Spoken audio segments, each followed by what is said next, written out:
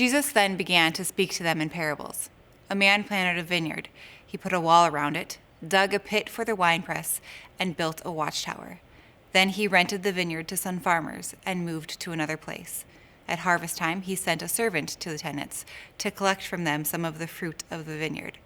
But they seized him, beat him, and sent him away empty-handed. Then he sent another servant to them. They struck this man on the head and treated him shamefully. He sent still another, and that one they killed. He sent many others. Some of them they beat, others they killed. He had one left to send, a son, whom he loved. He sent him last of all, saying, "They will respect my son." But the tenants said to one another, "This is the heir. Come, let's kill him, and the inheritance will be ours." So they took him and killed him, and threw him out of the vineyard. What then will the owner of the vineyard do? Will he come and kill those tenants and give the vineyard to others? Haven't you read the passage of Scripture? The stone the builders rejected has become the cornerstone. The Lord has done this, and it is marvelous in our eyes. Then the chief priests and teachers of the law and the elders looked for a way to arrest him, because they knew he had spoken the parable against them. But they were afraid of the crowd, so they left him and went away. What's up, Soul City? My name is Noelle, and I am one of the many volunteers here and the co-host of the Transformation Podcast. I've been attending Soul City for about 3 years now, and it is truly an honor to share this teaching with you today. Okay, so let's get into it. Mark 12, 1 through 12, the parable of the wicked tenants. A story I wasn't really familiar with prior to prepping for this teaching. And this chunk of text is one of the many stories Jesus used to teach and challenge his audience during his ministry. So I'll set the stage for you. Our audience, the same religious leaders who had an obvious disdain for Jesus. And our story starts like this. We have a landowner who prepares his vineyard and allows tenants to lease it. Pretty easy to relate to that whole landlord-tenant situation. And back in the day, it was normal for tenant farmers to lease the land, care for the crops, and reap reward from the harvest, and put aside an amount for the owner of the land. So when it was time to collect, as expected, the landowner sends a servant to collect his share.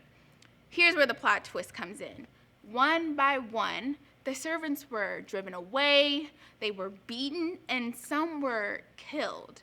With each interaction, the tenants become more rooted in their prideful desires and violence.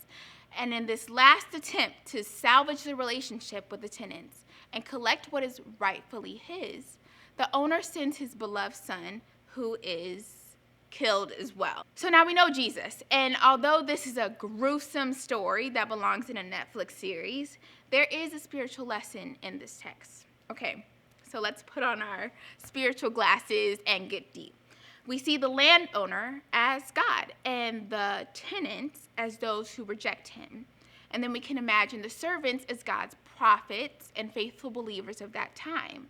And then we have our beloved son as Jesus. And the audience could clearly identify who Jesus was talking about, which made the religious leaders more frustrated with him. Now, I don't really resonate with the violence committed by the tenants, but I do see myself in the arrogance and the pride that is shown. And there have been many times where God has presented an opportunity for me to reconcile with someone I've harmed, but I rejected his offer. And maybe some of you can relate to this. I've been upset, and I've been upset because I knew I thought God had opened this door, and it turned out it was a no-go for God. And that could have been a relationship or job opportunity, and I was upset and angry. I turned away from God. And this isn't to air out my dirty laundry, but the truth is, there are times where I can be the tenant in someone's story. So, my question for you is, are you rejecting someone or something sent by God?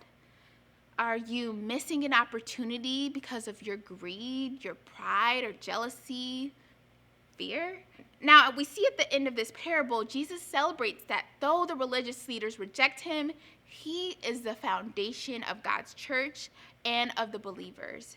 And so basically, you can get upset with God and be like the tenants, but in the end, he has the victory. And we see that in this story, the landowner gave the tenants many opportunities to get it right.